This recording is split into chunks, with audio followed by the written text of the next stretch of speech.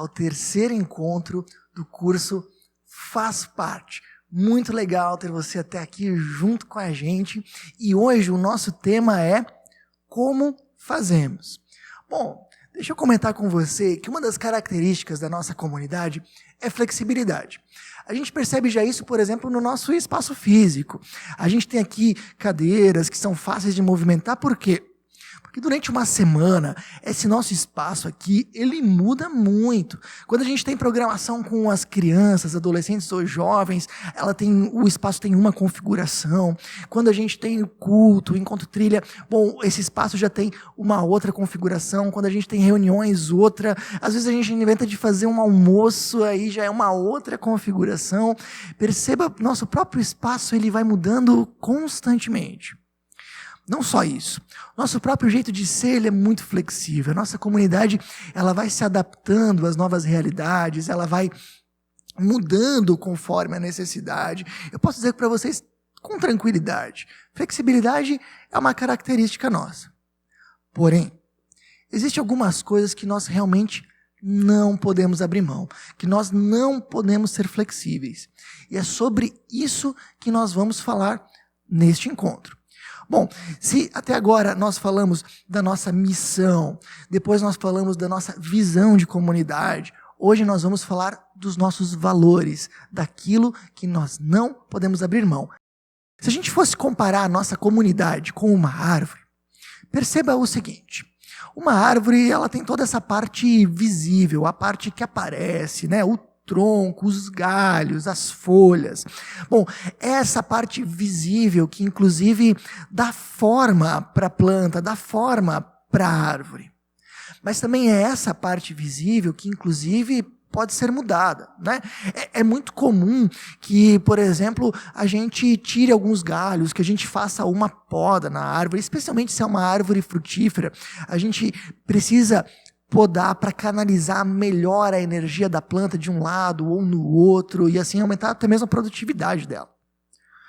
Nessa comparação, a nossa comunidade ela também tem uma parte visível, que são as nossas atividades, programações, eventos, cursos. É tudo isso que realmente aparece, que as pessoas conseguem enxergar. É também isso que dá forma para a nossa comunidade, que mostra como ela realmente acaba sendo no dia a dia. Mas também essa parte, ela pode ser mudada, ela pode ser alterada. E de fato, muitas vezes a gente já cortou alguma programação, cortou alguma atividade, implementou uma nova. Conforme os tempos vão passando, as necessidades vão mudando e essas atividades elas também vão se adaptando e mudando. Mas uma planta, uma árvore como essa, também tem uma parte que não aparece, que fica embaixo da terra. Essa parte ela é muito importante porque ela traz os nutrientes para a planta. Ela alimenta essa árvore. Mas a raiz, aquilo que fica embaixo, que traz os nutrientes, não pode ser mudado. Quando a gente inclusive diz que a gente quer exterminar uma planta, a gente fala que a gente tem que cortar ela pela raiz. Porque se a gente corta a raiz, aí a planta morre. Bom, a nossa comunidade, ela também tem uma parte que não aparece, que traz os nutrientes e que não pode ser mudada, que são os nossos valores bíblicos e o nosso legado histórico e teológico. Bom, isso não é algo visível, a gente não está com isso identificado aqui em vários pôsteres, as pessoas não conseguem ver isso, mas isso com certeza está subentendido em cada detalhe dessa comunidade. Bom, isso também traz os nossos nutrientes, isso também alimenta o nosso pensamento, a nossa condução do nosso trabalho. Bom, e isso também não pode ser mudado, os valores são como a raiz. Essa a gente não pode mexer. Bom, primeiro valor que a gente comenta são os nossos valores bíblicos, são as nossas raízes mais profundas. A gente pode dizer que o nosso primeiro compromisso com vocês é sermos uma comunidade bíblica, e nós realmente levamos isso muito a sério. Se alguém viesse nos dizer, Jorge, acredito que a comunidade está se desviando da Bíblia nesse ponto, nós levaríamos realmente muito a sério, porque essa é a nossa máxima prioridade, ser uma comunidade bíblica.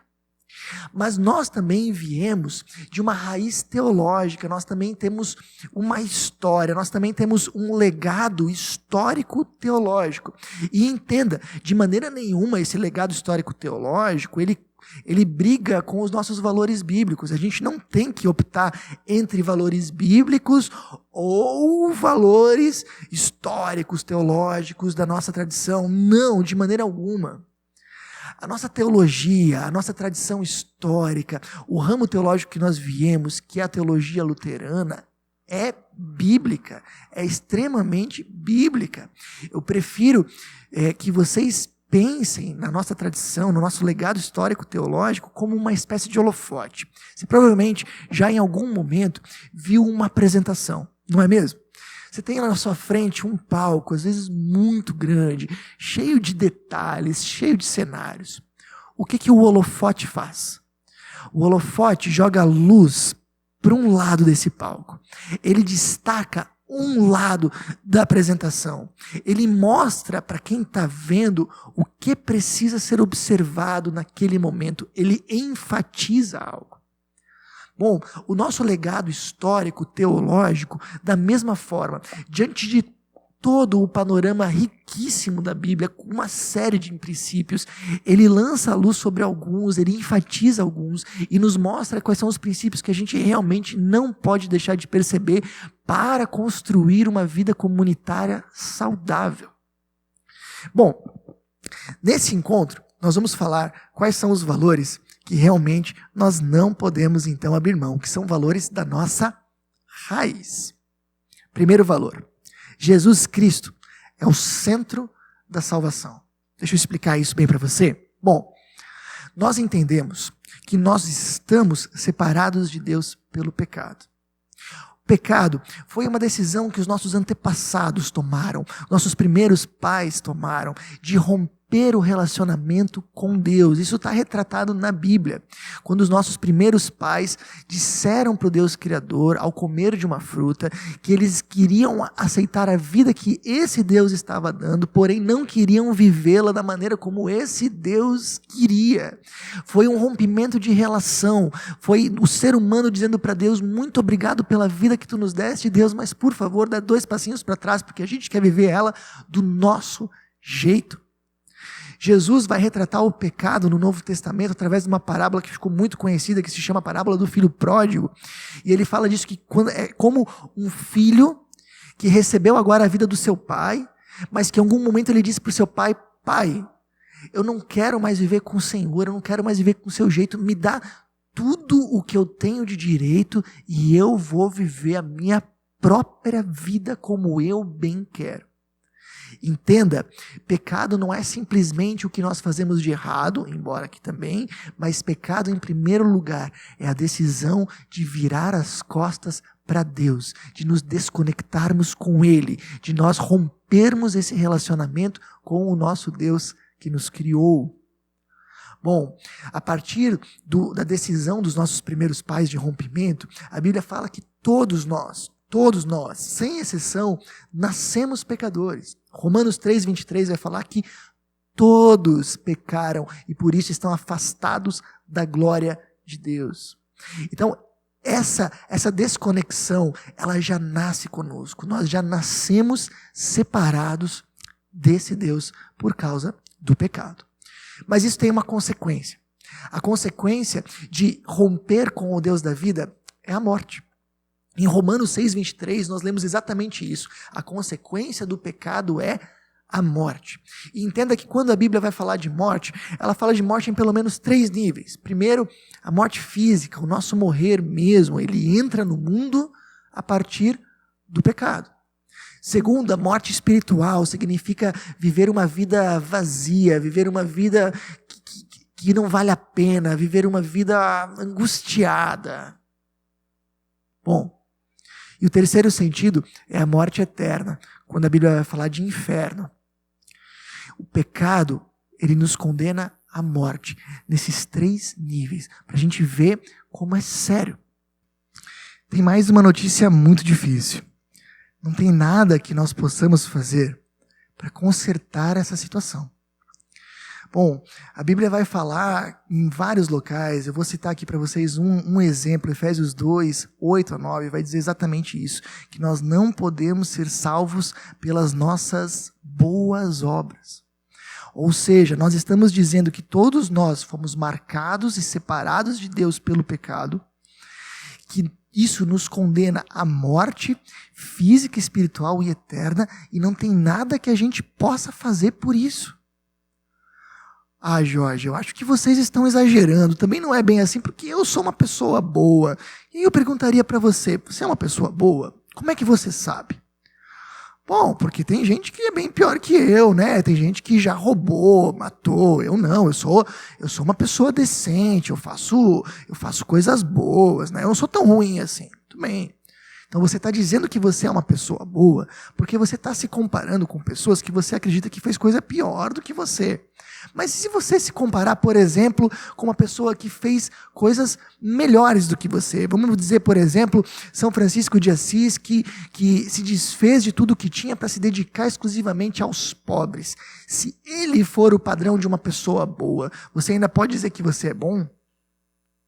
E a gente fica naquela sensação de que nós realmente estamos devendo algo, não é mesmo? Bom, a Bíblia vai dizer que o padrão de ser humano bom, o padrão de ser humano que não foi marcado pelo pecado é Jesus Cristo. Ele é a pessoa que nós deveríamos ser, ele é alguém realmente bom.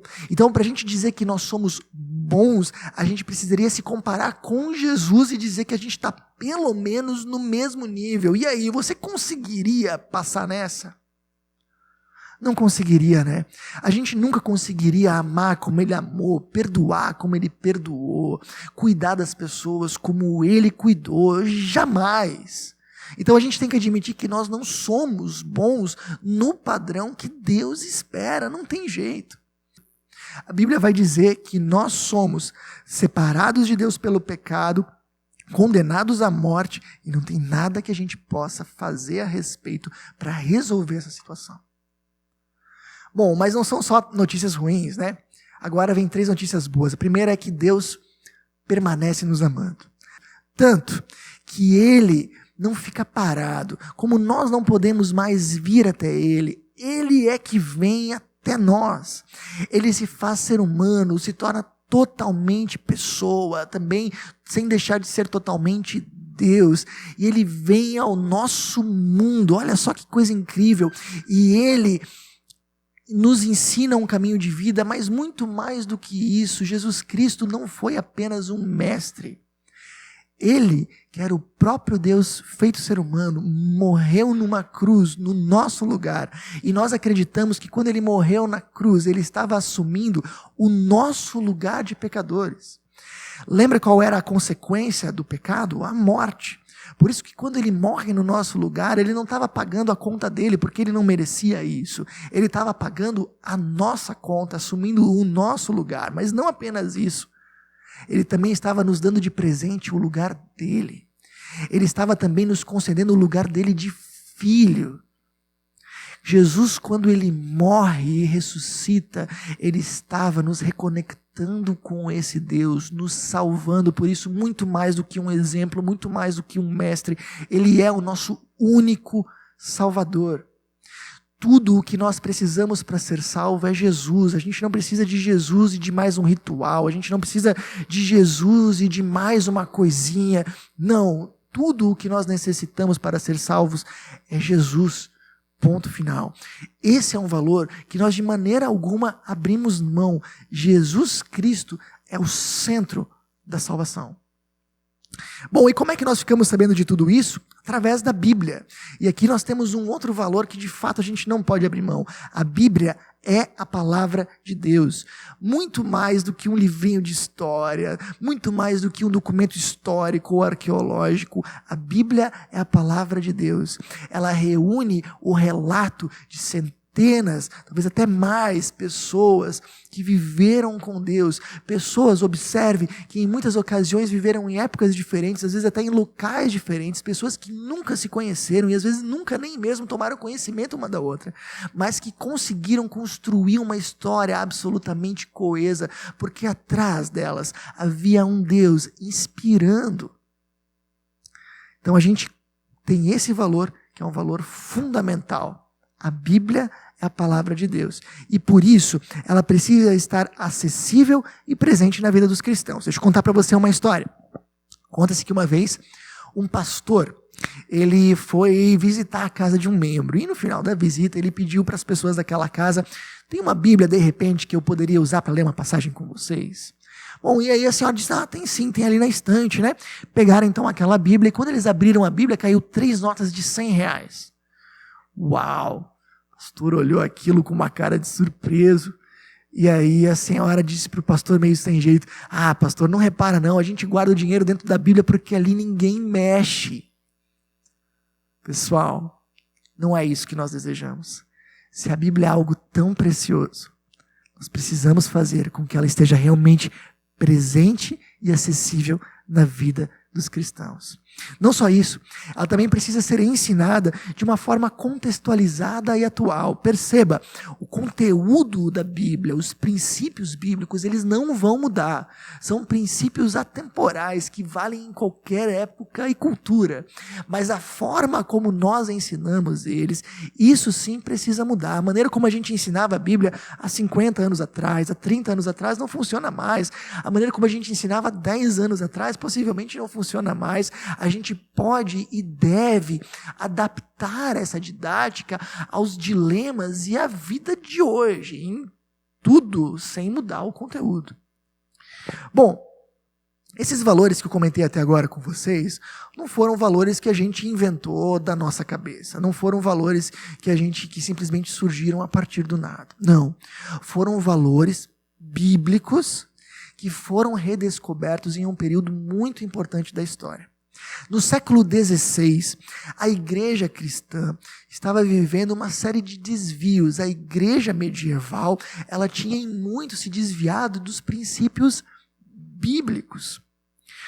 Entre esses desvios, tinha, por exemplo, eles pediam vários requisitos para o perdão dos pecados e de salvação, ou seja, você não precisa só de Jesus para ser perdoado e ser salvo. Não, você precisa também de uma caminhada, você precisa também de um ritual. Você fez isso? Muito bem, para ser perdoado e salvo, você tem que fazer uma peregrinação daqui até Roma. Assim eles faziam. E chegaram inclusive a um absurdo de dizer para as pessoas: bom, e se você quer simplificar isso, tem um jeito mais fácil. Você pode, por exemplo, pagar, fazer uma oferta volumosa para a igreja, que daí a gente vai facilitar esse caminho. Isso se chamava indulgência. Bom, nesse período da história, um monge chamado Martim Lutero, ele começa a perceber esses desvios e propõe uma série de fatores que deveriam ser revistos na igreja e que deveriam ser reformados. E ali começa um movimento chamado de reforma. A ideia não era separar ou criar uma outra igreja. A ideia era reformar a igreja que estava ali, propondo debates. E um desses pontos mais destacados foi esse, que a salvação, eu não preciso de Jesus e mais uma coisa, e mais uma penitência, muito menos uma indulgência. Para ser salvo eu preciso de Jesus e ponto final. Bom, um outro ponto que foi muito discutido nessa época era a falta de acesso à Bíblia. A Bíblia, nesse momento da história, era algo que não estava traduzida para outros idiomas, ela estava presente apenas em grego, hebraico e latim. E ela não estava acessível para as pessoas, nem mesmo os padres e sacerdotes da época tinham acesso a ela. A Bíblia era coisa apenas para o alto clero, era apenas coisas para professores de teologia. E o Martim Lutero, uma das grandes bandeiras foi essa: a Bíblia é a palavra de Deus, por isso ela precisa estar acessível às pessoas. E uma das coisas que ele fez foi traduzir a Bíblia, o Novo Testamento, para o alemão, que era o idioma dele, para que as pessoas pudessem ler. Inclusive, os próprios encontros, missas da época, eram incompreensíveis, elas eram recitadas em latim, numa época que ninguém sabia ou dominava esse idioma. E aí que o Martim Lutero também comentou, não, os encontros precisam ser na linguagem da população. Por isso, se você hoje tem acesso a uma Bíblia que está no seu idioma, se você pode participar de encontros como esse no seu idioma, foi graças ao trabalho desse homem. Valores que hoje estão realmente muito consolidados. Esse e outros muitos valores compõem a teologia luterana. Esses são 2 valores que são realmente centrais e importantes para que você conheça. Eu diria que são os mais centrais. Mas se você quiser conhecer outros princípios que fizeram parte desse movimento, você vai encontrar muito material na internet e você também pode conversar conosco. Bom, o movimento de reforma acaba não acontecendo como o esperado. O diálogo acaba não dando certo. E em vez de reformar a igreja existente, ali acabou tendo um movimento de separação, formando uma nova igreja. Nós, da nossa comunidade aqui da Melk, de Palmitos, Caibi, Chapecó, nós viemos desse movimento. Nós somos parte desse movimento de reforma, somos parte daquilo que nós chamamos de igreja protestante. Nós viemos diretamente da teologia luterana, dos pensamentos desse homem, desse monge, que num momento muito importante redescobriu valores bíblicos. Pessoal, por enquanto já tá bom, nós vamos terminar essa parte aqui, mas já convido vocês para nós daqui a pouco retomarmos a segunda parte do terceiro encontro. Até lá!